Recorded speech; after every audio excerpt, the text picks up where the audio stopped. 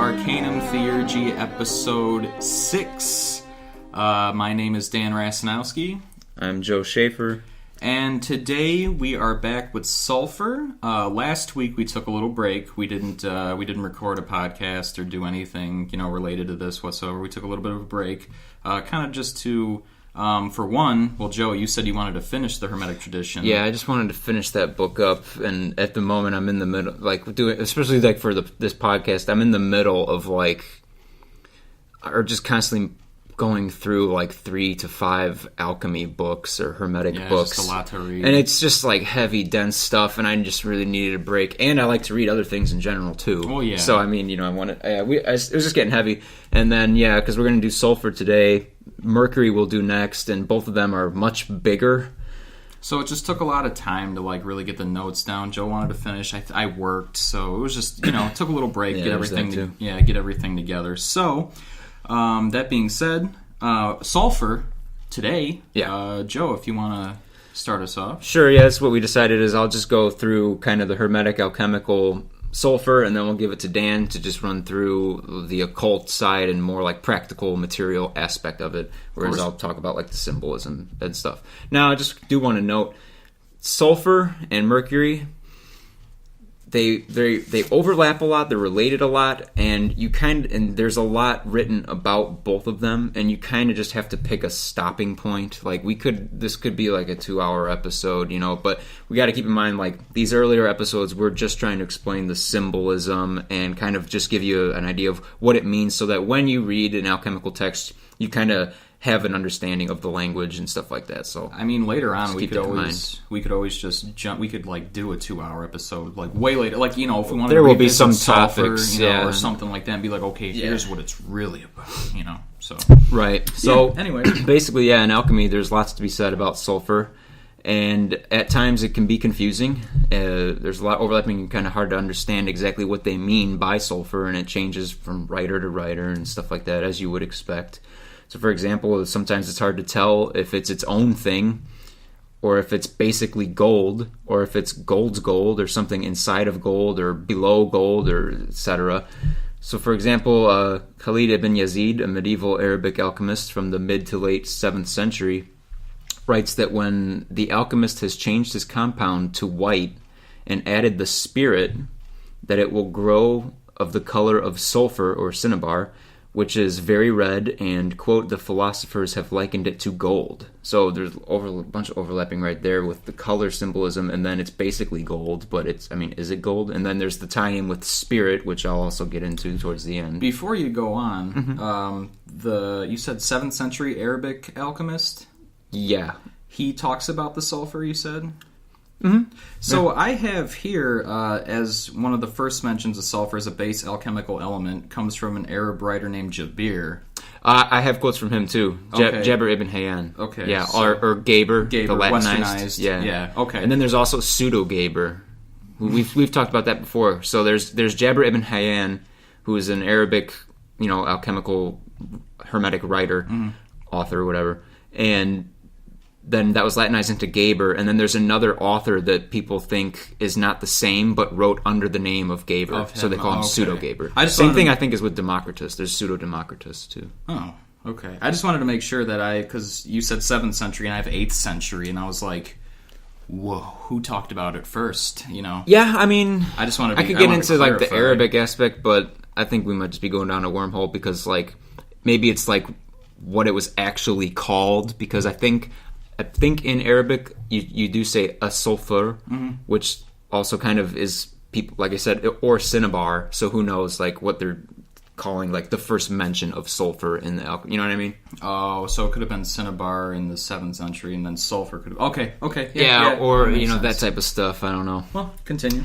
Sure, but so some more just where it gets a little confusing, where there's so many mentions of different types and stuff. Marcelin Berthelot notes that white sulfur is lead after treatment, and he also gives a definition of sulfur as copper after treatment.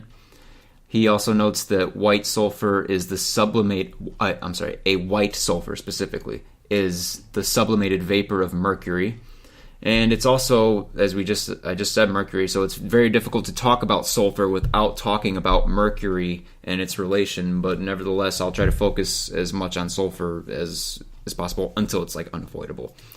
So, yeah, right next I have Jabir ibn Hayyan writes that, quote, "He who in preparation knows how to co-mix and unite sulfur amicably with bodies knows one of the greatest secrets of nature and the way of perfection."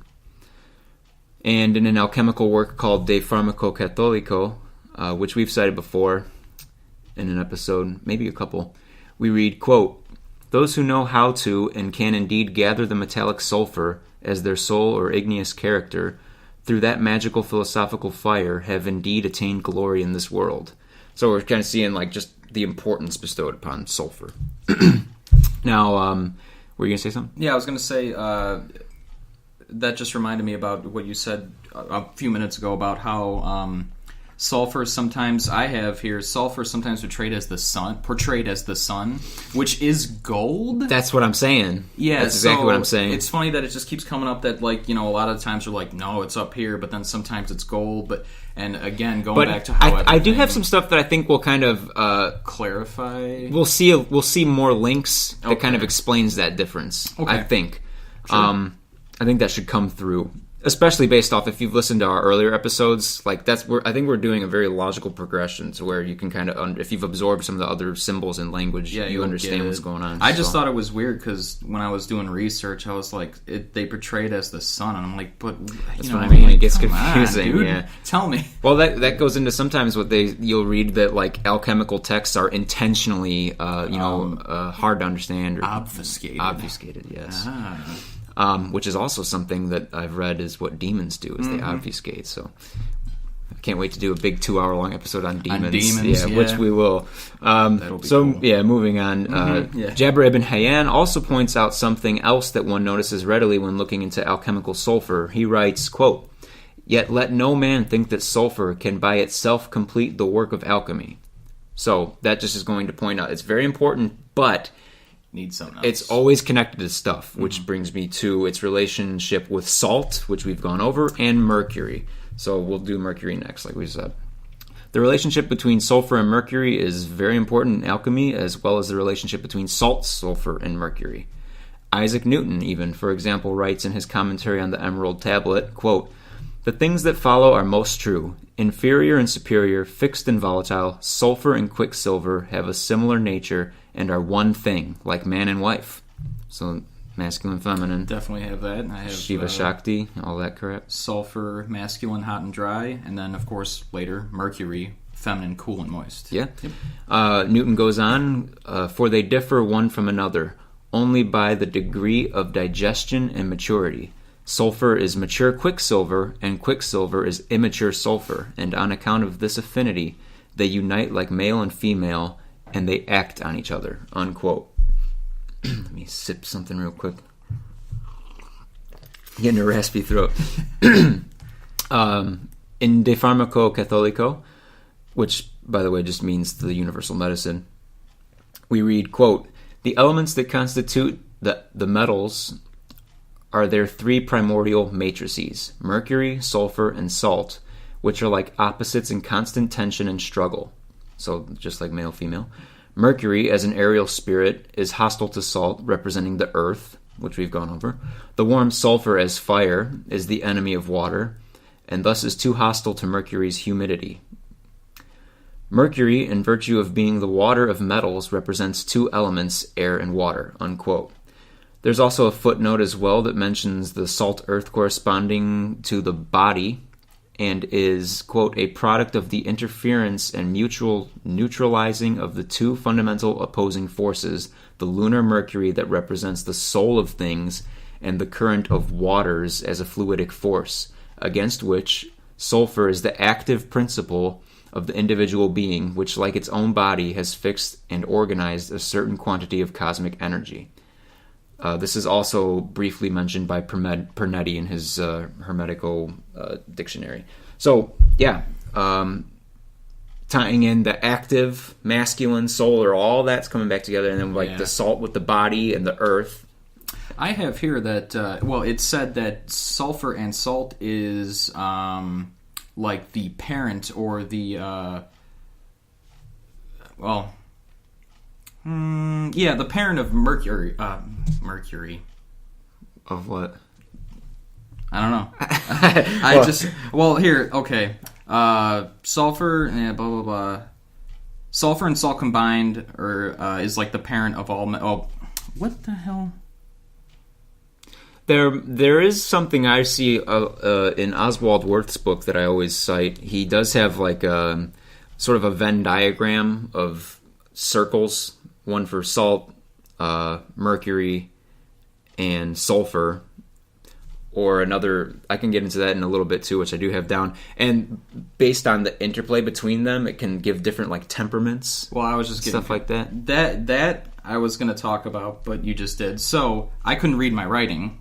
Oh, okay. So what it is not always, but in some views, sulfur and salt are the parents of mercury.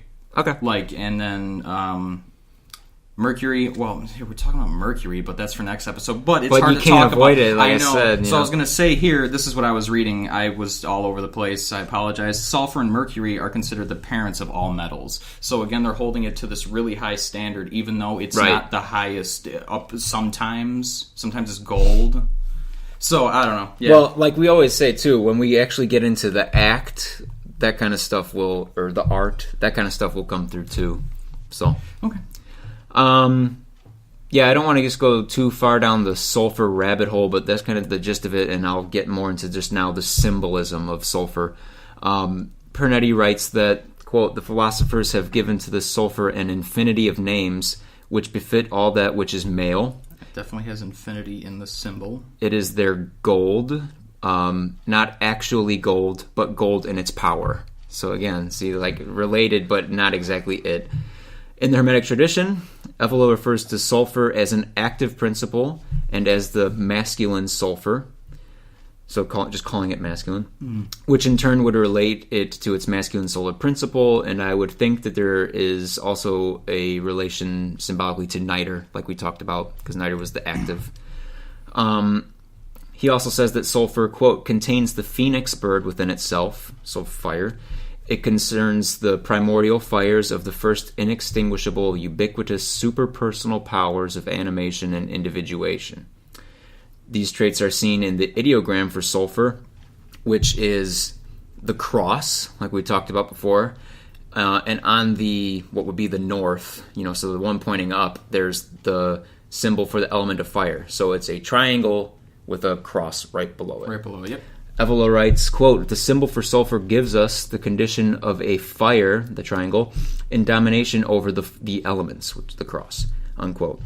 He also points out that the symbol for sulfur should not be confused with sulfur in a pure or native state, which was symbolized by the Aries symbol in the beginnings of alchemy, which is the symbol for, quote, "the masculine principle of every generation and direct manifestation of the power of gold," unquote. So yeah, Aries just kind of looks like almost like ovaries, Yeah. Oswald Wirth corroborates most of this, as well as points out that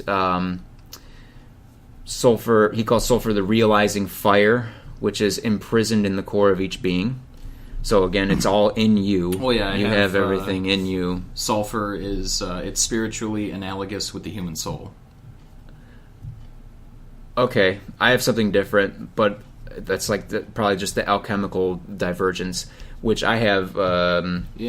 He goes over the relation and tension between sulfur and mercury, and that they're always balancing, like kind of echoing what Newton says. Mm-hmm. As he also mentions that tripartite relationship between salt, sulfur, and mercury, that they play with each other, and you need each one to do things. He also notes that sulfur is related to the spirit, whereas mercury is related to the soul, and salt is related to the body. Although, you know what? Let me just grab a book real quick. Let me just make sure I got that right, because it didn't sound right when I read it, and because like you just went over, you said something. So he's got a chart in here. Well, here's the thing. The wording's interesting because it says it's spiritually analogous. See, that's things too. And we're going to have to one day, one of our future episodes, which I've noted we should get into soon, the next handful, is that whole soul, body, spirit. Yeah, because the spirit is that gets very confusing when you first start reading this stuff, because also during like the alchemical separation, I believe that you're supposed to try to free Mercury, which is representative of the spirit. I remember reading from Saturn's grasp, basically. But then here, like I say, sulfur represents the spirit, according to Worth, salt the body, and Mercury the soul. But we have to also provide definitions in our future episode of what is the soul, what is the spirit, what is the body. Yeah, because... So that's what I'm saying, though. These texts, like, sometimes they contradict each other, like, blatantly, and sometimes someone will use a symbol for one thing and then use it as a completely inverted symbol, like, invert that meaning within the same text, so... Yeah, because it says it's... Because it doesn't say it's just analogous with the human soul. It says it's spiritually analogous, which means something completely different. Well, this is like what we've touched on before, is part of why it's interesting to get into this, is to sort of understand the ancients, you know, and we got to be careful that we're not just imposing our, you know, what these words mean to us today on them. Yeah, we have to which is kind of like the goal of this, which is why we're going over like all these, what sulfur means, you know, in the ancient alchemical hermetic text and occultism, you know. So exactly. Well, that basically wraps it up for my end. So we can toss it to you to go over, like we said, the occult side. Yeah, it's pretty short. It's not too in depth. We talked about sulfur and what it is. Sometimes it's called, the symbol is called Leviathan's cross, and the symbol for it is the infinity sign. So just infinity. Okay. And then there is a north pointing line, and then there is a line. There's a longer line, and then above that line is a shorter line, so it's kind of like a T, a lowercase t, but then with a longer line underneath. Does that make sense? It's very hard to describe these. Try it again. I was spacing out for a second because I was thinking I just read something like that in another book that I might run and grab. So imagine the infinity sign. Yes, okay. And then within the infinity sign, where both lines intersect right in the middle of the infinity sign, there is one line going straight up. Oh, okay. And then within that line going straight up, there's two intersections. One at the top, not all the way at the top, slightly below the top, that's shorter, and then underneath that, a longer one. Okay.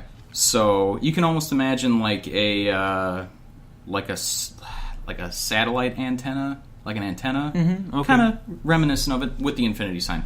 But that's not important. Well, it is.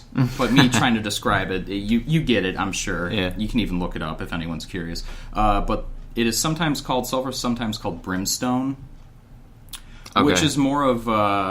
that's when you start to get into the occult. Let's see here. Brimstone is often associated with hell. And, you hear about, like, lakes of fire and brimstone. Preaching fire and brimstone. Exactly. That's just, it's basically fire and sulfur, which goes into, sort of a demonic area. But before I jump into that, it has been used, the symbol has been used as a sign of Satanism. But that's like an extremely modern thing from the 1960s, and it was used by Anton LaVey as a symbol. He adopted it as a symbol of Satanism because there's no, like... If you look back at historical texts from, like, long time ago, and I'm talking before modern times, of course, there is no mention of sulfur being, like, a symbol of Satanism. It definitely is associated with, hell and everything, but that doesn't mean that the symbol itself is, like Satanism. And I think some people would get confused because you think, like, well, it's in hell, hell, but it's not like a Satanist symbol, which confused me, but... Well, in alchemy, too, it's also connected with the color red. Well, yeah. And then you have your red devils and stuff, like just like that cultural image. but it's not associated. But of course, this goes back to like modern times and making it that. So I'm sure when some people see the symbol, they're like, "Oh, that's a Satanist symbol." It's like, well, no, you know. Let's see here. So yeah, the emblem isn't, there's no historical connection to Satanism outside of LaVey's adoption. But then going into the whole demon thing, when people have demonic presence in their house, which there isn't a literal demon, with wings and stuff. That's a totally modern. It's always a spiritual dark energy.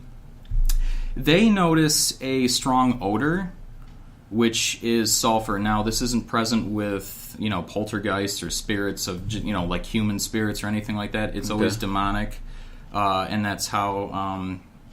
I think that's how people associated hell with sulfur, or what? Because when people have these demonic possessions or hauntings, they always smell sulfur, a strong odor, and people start to make that synonymous with hell. Yeah, okay. So, because there's historical texts that have been documented long time ago, and I'm talking back, Salem witch trials, stuff like that time period of strong smells that person has never noticed before, and then that was always present with a demon. So I think they started to associate, they realized that maybe spirits use this sulfur, because if you look up sulfur, there's a lot of actual spiritual connections with this element. Let's see here. Yeah, I mean, that's really it. Okay. Yeah, it's very short, and it's kind of confusing. Well, yeah, there's been a lot of overlap in this episode where you feel like you're contradicting yourself, and well, they're probably like, that's the thing is like there are contradictions in there, but it's you gotta just, I don't know, roll with it, I guess. Yeah. Yeah, I mean, to sum it up, sulfur in the occult, it is a real physical thing with a real physical effect on reality. Like, you can smell it, and it's always associated with a demon. It's always associated with hell, brimstone, and that's really it. I mean, it's very black and white. It's very simple, straightforward. There's not like it's not like symbolic of anything. Yeah. It's not like you use sulfur in a ritual, which I'm sure you could somewhere, but it's always just a thing associated with a demonic spirit. And that's really it. All right. So yeah, that's it for sulfur. But like I said, I mean, especially on the alchemical side, you could go on for a long time, and you have to pick a stopping point, and also because you get into just like you can't talk about just sulfur for too long. At least from what I know, we have to really start getting into its relationship with mercury. So our next episode will be mercury, which there's actually I constantly am coming up but seeing mercury referred to all the time in alchemical stuff. It's just like, probably if you did like a control find in a PDF, if you could, of like old alchemy texts, like you probably get huge amounts of mentions of it. They're always talking about mercury. Yeah, I mean, I wanted to write certain things down and keep other things out, but every time I try to write something down with a sentence and that had sulfur in it, mercury was always in there, and I'm like, well, I can't just leave out the mercury, because then it sounds stupid. I'm like, well, sulfur is a element. Yeah. Well, so you got sulfur and mercury, which is kind of like sun and moon, masculine, feminine. They need each other. They pull from each other, yet push towards each other. Tension, male, female, which I probably just said. Fire and water. So, yeah. Yeah, we'll definitely connect all of those next episode. So, and that's too, like, again, like, the hellfire. Well, fire is sulfur, and the active, and then mercury more connected with water. So, yeah, we will get into mercury next. So, yeah. So, with that being said, next episode is mercury. Thank you for tuning in again. I'm Dan Rasanowski. I'm Joseph Schaefer. And thank you. Take care.